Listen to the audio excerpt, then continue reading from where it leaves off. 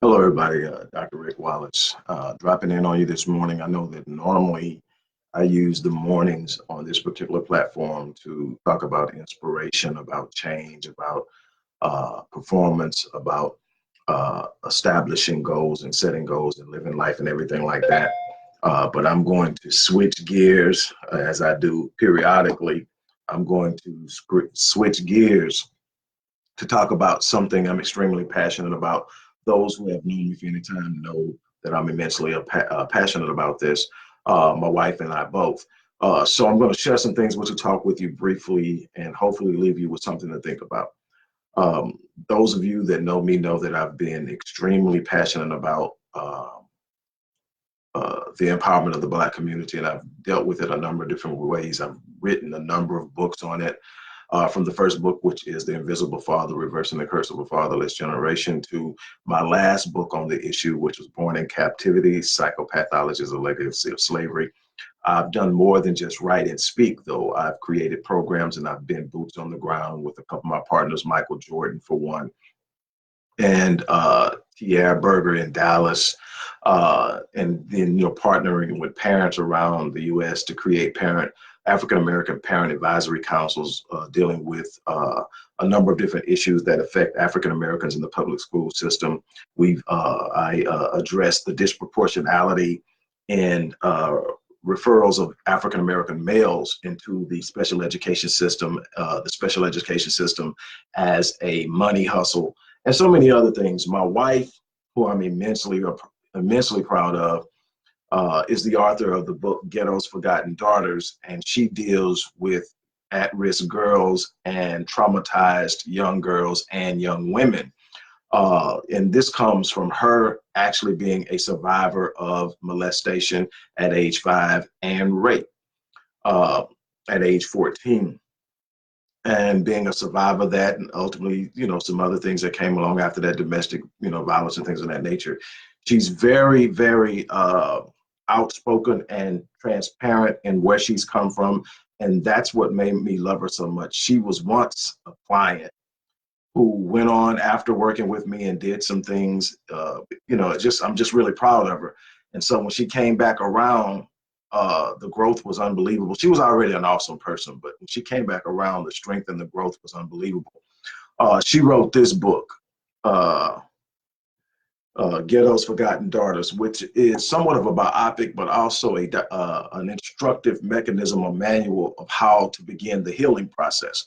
And we have made it our goal that we're going to partner with what I do, which is work with young males and young girls, but predominantly young males, and dealing with what we call the proper socialization of the Black male, preparing them to be men.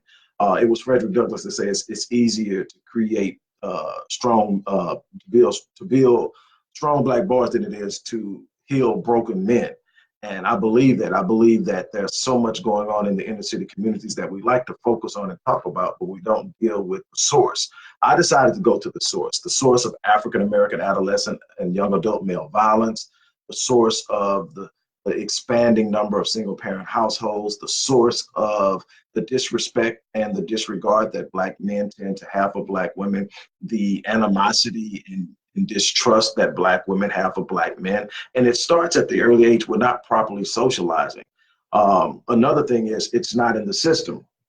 Hello, Sandra. Hello, Shamara. Even in the public school system, the miseducation of our youth and the mishandling of our youth are redirecting and misdirecting our youth and giving them wrong concepts, wrong ideas, a poor sense of identity, a poor sense of self-image. And one of the books I wrote on that was The Miseducation of Black Youth in America. And, I dealt with that. But then I followed it up with Born in Captivity, the psychopathology as a legacy of slavery. The fact that when you're traumatized, when you go through things that our ancestors went through, and then you're not treated, and then you're re-injured. Re-injury and trauma is big because you take it from being a one-time traumatic event or an elongated traumatic event And then you start to create these consecutive or successive events. It's now not just PTSD, it's complex trauma, which means that there are these multiple traumatic events. And then we're passing this on generationally, epigenetically, through social learning theory, through continued re-injury, and so much more. And so what we decided to do is to partner. Marion and I have partnered. We have actually got a couple of contracts on deck. We got one contract with a school district here in Houston, where we're going to be working with the kids in the school district. And we sat down with the council a few weeks ago and we started to hammer out. And one of the things that came on the deck immediately is we have children in these schools, and this is a school where it's people of color. It's either Black or brown kids. It's either us or Hispanics, but it's a predominance of us. And so you look at it, and already we've got kids this early in school, and this was weeks ago when we first sat down and started this, that are contemplating suicide, having suicidal ideations. We have kids who have come in already and reported being sexually abused in the home. We have a major problem with oppositional defiance in the way of Black males. The opposing perspective or view of authority by Black males has a lot to do with how we socialize them and how they view a system. You got to understand there's so much going on. It's easy for us to look at the underperformance, and I'm the first one to admit that we're underperforming as Black men. And and I'm not going to take away from the culpability of Black women, but I am real big on saying, if I'm the leader, if we're going to declare that Black men are the leaders, if we're going to say that Black men are kings, if we're going to say that Black men are the head, then with leadership, headship, and kingship and dominion comes responsibility. I don't get to say they did it, not if they're under my covering. I don't get to say they screwed it up if they're under my covering. If you're under my covering, if you're under my leadership and you screw up, it's on me. And I have to find out why it happened. What did I do that I shouldn't have done, or what could I have done, what I could have I have done and didn't do? I have to be willing to own something outside of things if I want to be a leader. I have to be willing to own accountability. I have to be willing to sit up and say, I'm not perfect, that I have contributed to it. I have in some way failed. And it's not talking about what we've done individually. I'm talking about what we've done collectively. If my brethren, if I'm not a perfect father, I'm not a perfect husband. If I were, I've still failed. Here's why. My brethren are not performing at a level that we should. So that's how we got to look at things. So I can sit up and look at all day, and I do. I work with young men up until the age of 30. But my goal is to reach young Black males before they start to develop and hardwire their cultural paradigm, their social paradigm, how they view life, how they view women, how they view responsibility, how they view finances. All of these things are extremely important, because if I can ground it in them, in their hardwiring before they're 7, 8, 9 years old, then it's hardwired, and the only way that it can be undone is to be reconditioned, and that's repetitively hearing something different. But if I let them be erroneously socialized into believing that the only way that they can experience respect is through violence, that the only way that they can have something of any value is to be a D-boy, a rapper, or an athlete, if I allow them to develop a mentality of the message that's being consistently sent to them by media, by the hood, by everybody around them, they will hardwire it, and it'll be so much harder to get them out of it when they move into adolescent years and their young adult years. That's why the recidivism rate in penitentiaries is so high, because it's programmed in their mindset that this is what I do. And so what we're doing is saying, we're not going to wait for you to go awry. We're going to sit up and say, we know the system is failing you. We know that we can't depend on a public education system to give you a sense of identity when they can't even be truthful about your history. So what we're going to do is we're going to take you in. There's a part where I deal with the young boys up until the age of 12. And it's called Talks My Father Never Had With Me. And we're going to sit down, and there's no question that you can't put on the table, and we talk about it without judgment, without ridicule, without anything. We got to get some answers. People want to know. I know that as a young man that up until the age of 14 that never knew my father, I had questions. What is it about me that he doesn't like? You know, and then I would hear stories about how he was with my siblings that, you know, I hadn't met at the time, that I'm, you know, I deal with all the time now. We have our own relationships, but at the time I didn't. So I want to know what they have, I didn't have. All these things that you don't know. When you're not present in your child's life, you're talking to them and you don't even know it. You're sending them a message. You're not worth my time. You're establishing their value without knowing it. So what happens is, as a Black man, I've got to come in and say, okay, somebody's not here. We're going to deal with it. I'm not your dad. I can never be your dad, but I'm not going to leave you alone. And what has happened is, I mean, in the last year, and like it's getting increasingly more frequent, I'm getting contacts from mothers. And I'm not talking about kids 4, 5, 6 years old. I got that too. I'm getting contacts from mothers, from kids from 17 up to 30. Well, they're saying there's so much potential in my son.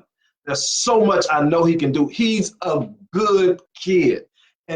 But these guys are saying, Mom, you did a great job, but there's something missing.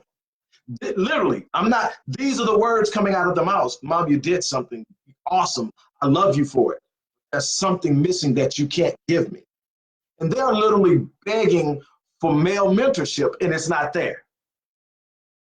You don't know how many times I've tried to put it together and it's not there. So I created a program that said, okay, let's find the ones who are willing and we're going to model it. And modeling is so much a part of learning that we miss that part. Because you get a great mother who's intent on raising the child the best she can. She's going to teach them respect. She's going to teach them to work. She's going to teach them to be organized. And she's going to tell them what she believes is a good man based on what she feels she needed from a man. She's going to tell him that's how you do it. But see, we don't learn by what we're being told. We learn by what we are modeling. So if there's no man modeling it, he hears it and he wants to do it, but he's going to actually start to mimic what he sees. So what we have to be willing to do is say, okay, we have to find the closest thing possible to that home that's modeling proper manhood. Because what happens is, and I can tell you, I've studied this, thanks for the work of Professor Howard Stevenson out at the University of Pennsylvania, Dr. Joy DeGry out at the University of Portland, for initiating the work, but I've done a great deal of work in understanding what causes African-American adolescent and young adult male violence. We love to talk about Black on Black crime as if it's some phenomenon without acknowledging that pretty much violent crimes against a person is normally going to happen within their race because it's a proximal behavior. You tend to get upset and violent towards people you're around. Well, that means most of the violence and the murders and the homicides and all that stuff is going to happen within the Black community. Now, ours happens at a higher rate, and we have to understand some of that is due to poverty. We know by all of the studies you want on social, when you start studying from a socioeconomic perspective, you're studying from a penological perspective or a criminological perspective, it's all the same. You increase poverty, you increase crime. That's going to happen. And whether it's being socially engineered or not, you've got to understand a part of that is directly social. But why is it that the anger and the frustration is turned back in on the community when it comes to African-American adolescent and young adult males? Here it is. There are 5 elements. And I can talk about all of the different behaviors, but I'm going to talk about this one behavior, and then I'm gonna get out of your way. There are 5 elements, 5 major components that are sold into African-American adolescent, young adult male violence. And 3 of them are just automatic common. They're going to be there. They're pretty much what sets up everything else, but they are not the catalyst or the trigger, but they set the foundation. The first one is having been victimized themselves, having been a victim of violence. Having been a victim of violence is a major contributor to the possibility and risk of being violent. The second one is having witnessed violence. And again, that's another thing that desensitizes the nature or the perspective of the lens through which one views violence. The more a person is exposed to violence, the less apprehensive they are about using it. It is actually something they learn. Remember, we learn through modeling. So if I see violence, think about it. We come from a reality in this world as chattel property, as slaves, that when we didn't do what our masters told us to do, the way that they got it done was through violence. So when we didn't do what they wanted, they whipped us. When we didn't do what they wanted, they beat us. When we really ticked them off, they hung us. They tied and quartered us. All of the most unbelievable, horrific things you can do to bring pain and cause terror, they did it. And now we do it to our own. The way we demand respect is through violence because it was modeled to us and we never broke the cycle. So that's the third. That's the second thing. If I'm witnessing violence, if I'm a victim of violence and witnessing violence, the third thing that's foundational is urban hassle. What is urban hassle? What most kids from the inner city deal with every day and actually give it no second thought, but it has an impact on their nervous system. Having to navigate through gang activity and drug use just to get to school and back home. If you live on the East Coast in the Midwest, the L train going by your house all times of night while you're trying to study. Ambulances moving through the neighborhood on a consistent basis all through the night. Gunshots ringing off all through the night. Fights. Junkies in the hallways and the stairways doing drugs. In the alleyways doing drugs. That's urban hassle. All of that puts a kid's nervous system on edge, and it makes it more likely that they are going to at some point perpetuate an act of violence. The two things that we can control immediately are number two, which to me is the most powerful, but the number one cause when you look at it based on what we have in the way of empirical data, number one is the feeling of being disrespected. If you visit penal institutions across America, the most common cause of any violent crime is going to be they felt disrespected.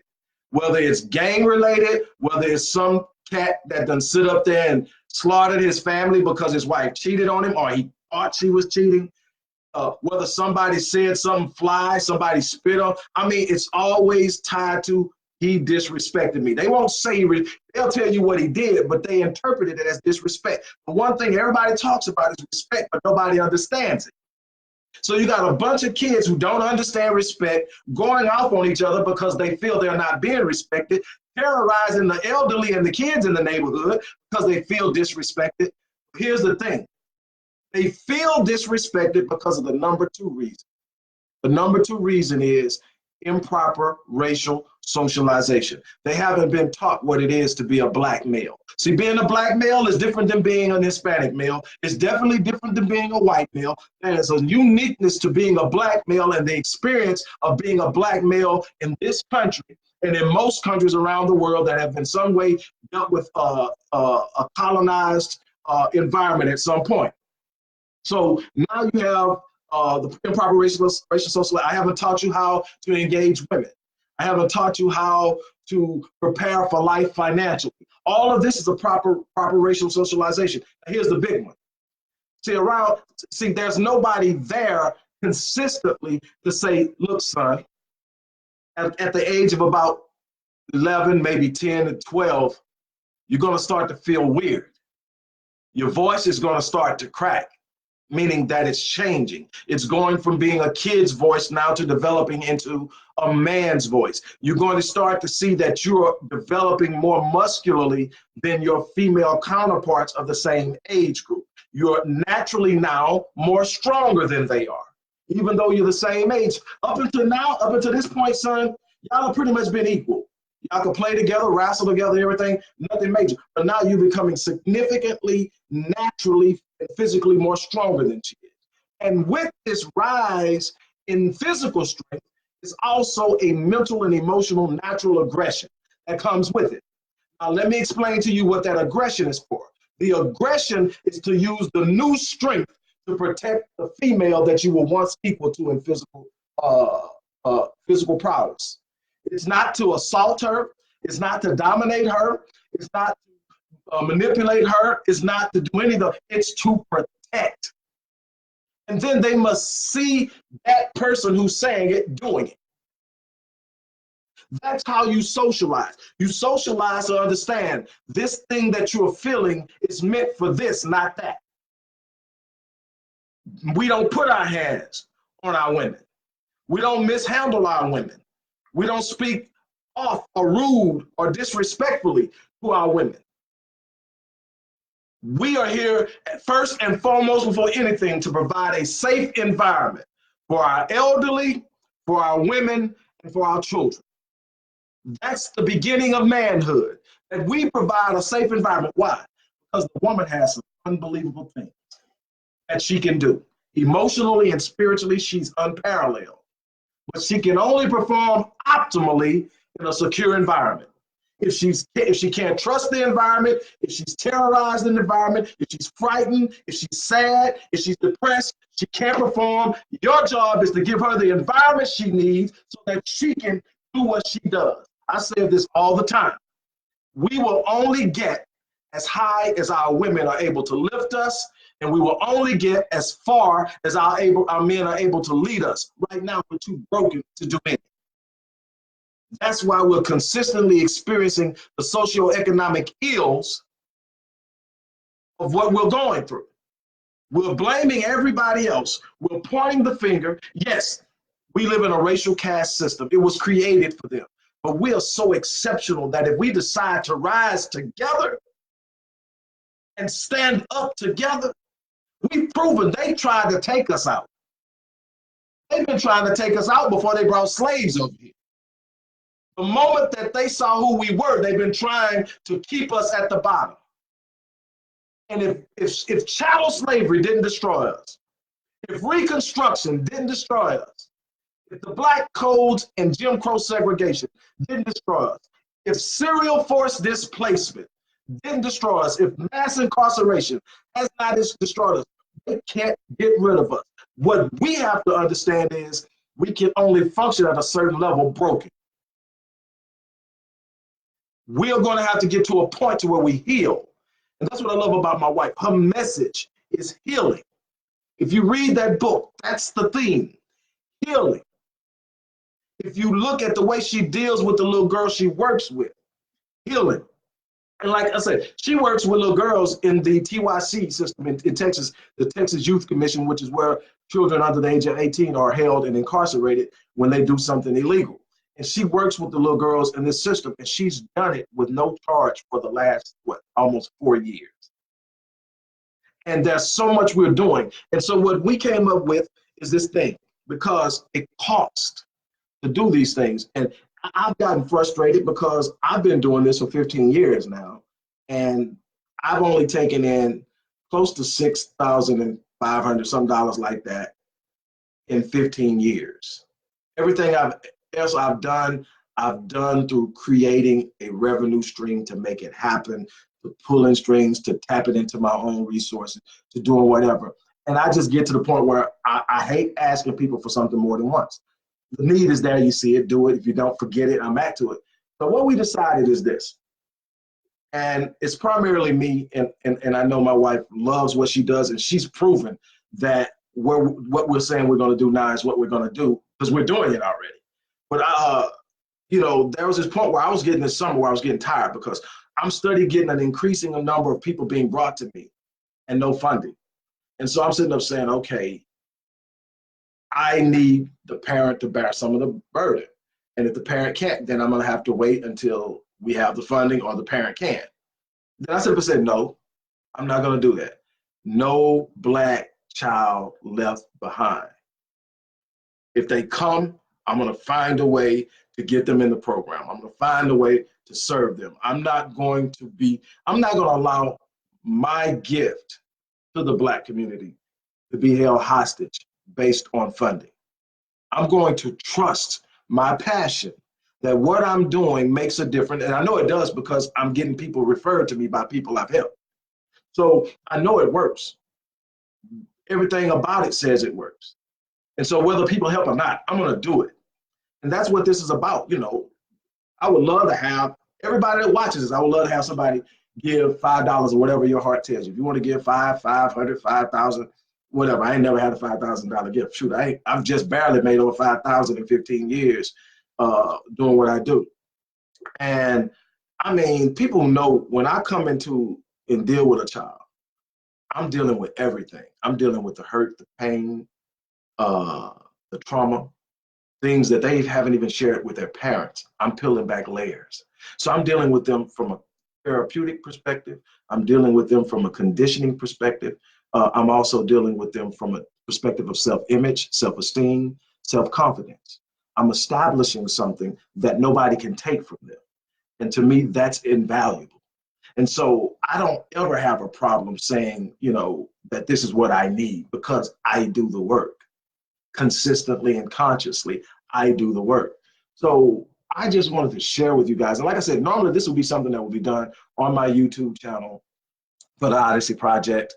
But I wanted to do it on Facebook, and I'm going to obviously take it and put it on YouTube. But I wanted to do it here because I want people who sit up and deal with me on a regular basis. Most of y'all, you tune in, and I'm talking about what I do at the Visionetics Institute, which is my business where we facilitate change, empowerment in the lives of people and business owners. And so that's what you get in the morning is something surrounding that. And I absolutely love doing that. But I am a Black man first.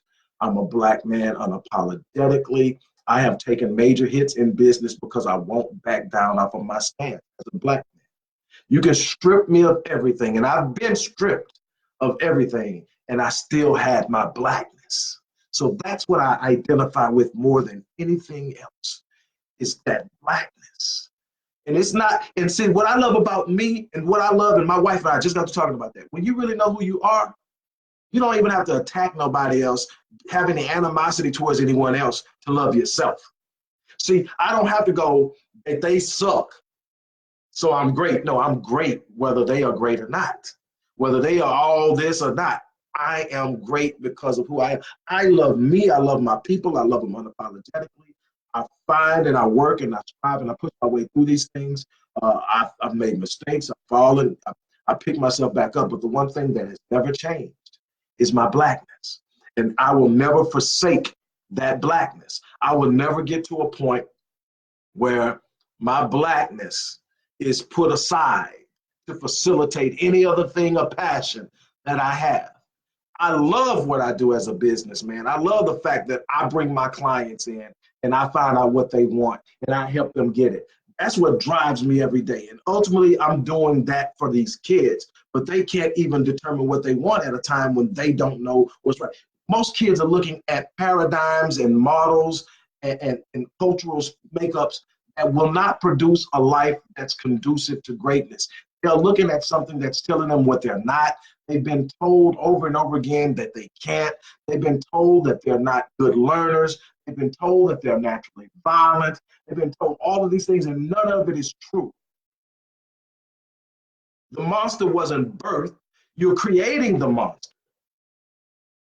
Every child is born with a potential to do exceptional and extraordinary things. But the environment they are born into and what they have access to and what they are taught and what is modeled in front of them will shape them. There's got to be something a kid can see that can lift them out of their current reality and give them hope to do something different. But if all they see is darkness, their life will be darkness.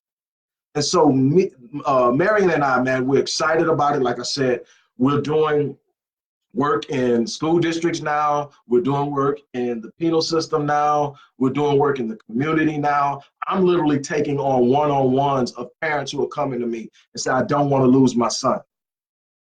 I say, okay, does he have a phone? Give me his number. I got it.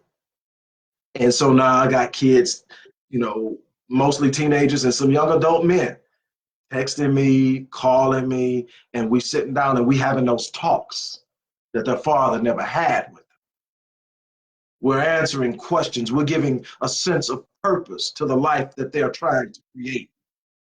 We're building a bigger idea of what's possible for them, despite the messages that they're receiving that they don't deserve anything of any real true value and meaning. I'm like just on cloud nine, despite the lack of support from the community, despite the fact that I see so much challenge in front of me.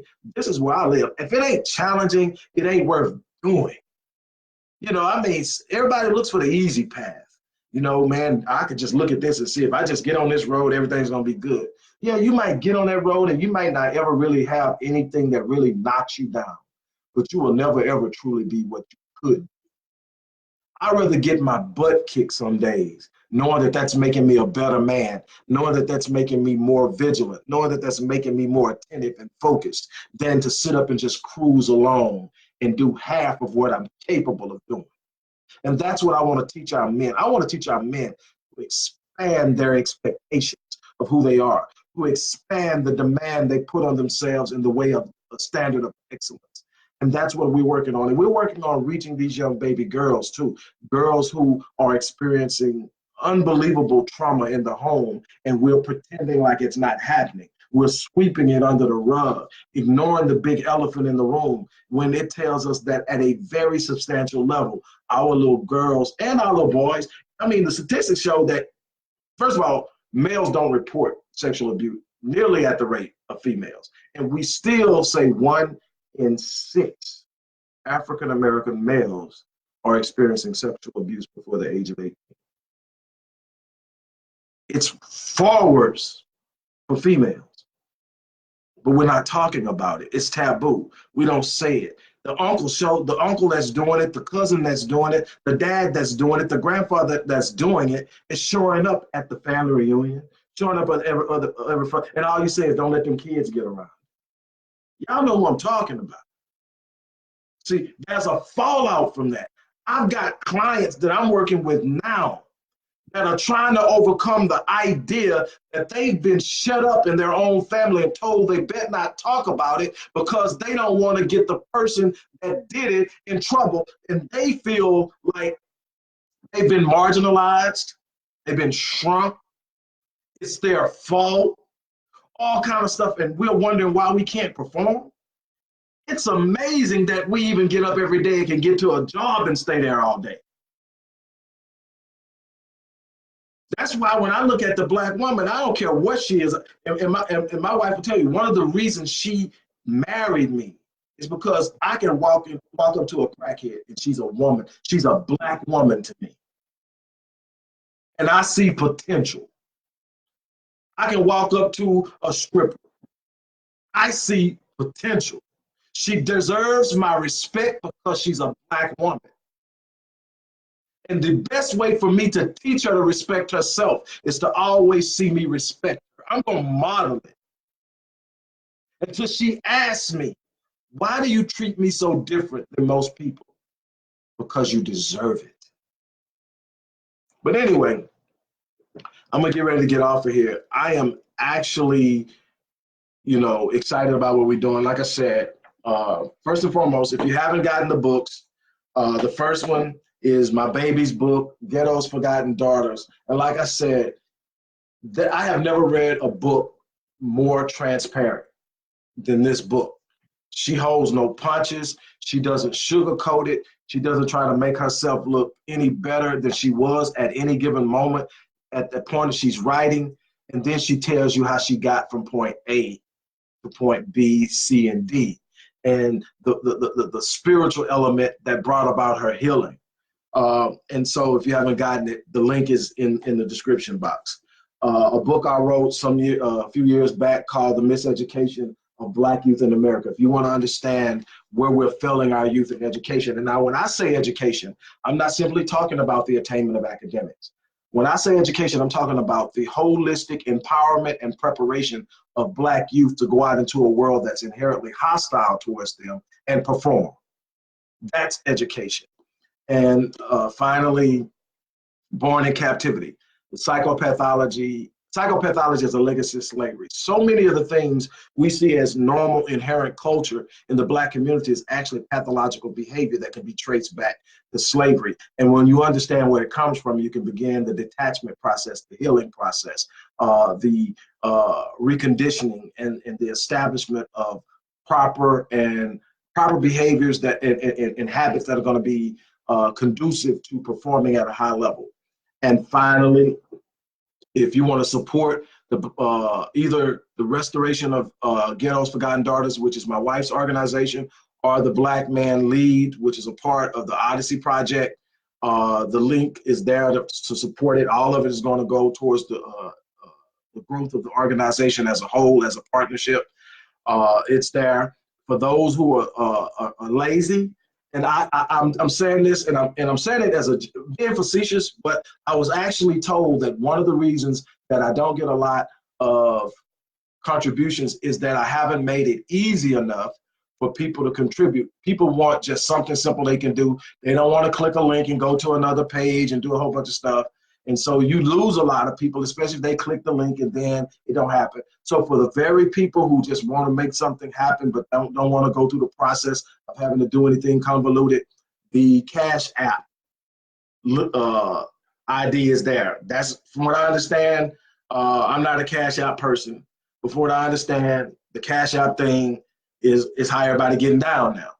Okay, cool. It's there. And that's going to go towards what we do. So all of it is there. You make up in your mind whether you want to get behind it or not. But we're going to keep you updated on what we're doing. And we're asking that. Oh, man, I see a couple of my clients on here. I'm not going to call their names. They might not want their business out. But to one that I see, I did get your text this morning that you actually got up at 6 o'clock, a talk we had about yesterday about getting up early. I'm proud of you. Keep doing it. It's a process. In order to make it a habit, you got to keep doing it, keep practicing it until it becomes a part of your habitual behavior, and it will actually feel odd when you don't do it. Those of you who want to work with me, holler at me. But I'll be back to talk to y'all a little later about more about personal development and all of that. But I just had to share that with you. It was just something that's sitting on me. And it was sitting on me from early this morning when I first got up. And then I went up and actually had a conversation with the wife, and we were talking about things that weren't directly related to it. And it just made me want to talk about it more. Like I said, and, there are some people that might not, enjoy the way I celebrate my wife. And that's one of the biggest problems we have is we feel like we have to withhold and constrict and reduce the things that make us happy, because people are going to think we're bragging or we make ourselves so small in the areas that we really, really feel fulfillment that we are miserable. That, instead of, man, if you got a new car and it's something you've always wanted and you bust your ass to get it, post it. I don't care what anybody else says. You did it. Now, that doesn't mean you're better than the person that doesn't have it. And you shouldn't present it in that manner. But if some people need to know it's possible. We jump on anybody that seems to celebrate it. Where's your humility? My humility is not in reducing myself and making myself seem small. My humility is in understanding that I didn't get where I am by myself. My humility is understanding that somebody designed me a long time ago and gave me the gifting of what I have that I work with. My humility is in other people recognize those gifts, stepped in and helped me refine them. And so I am not here because I'm all this by myself. That's my humility. But I'm not going to shrink and act like I'm not who I am to make anybody feel comfortable. So yes, I celebrate my wife. Every chance I get, I waited a long time and worked real hard to be a good enough man to get her. So if for anybody that don't like it, y'all might well get off my page, because I'm going to celebrate my wife. And I encourage every man out there, if you got a wife, and I don't care where you're at right now, if you got a wife and she's still with you, celebrate her. Everybody's got issues. Everybody's trying to find a better place. Nobody's perfect. Celebrate what you have, because you might not have it tomorrow. Learn to appreciate what you have. And the gratitude that comes from that will open the door for more. That's it. I got to get out of here. As I always say, live your life on full so that whenever you leave this place, you down eat. With that being said, I'm out.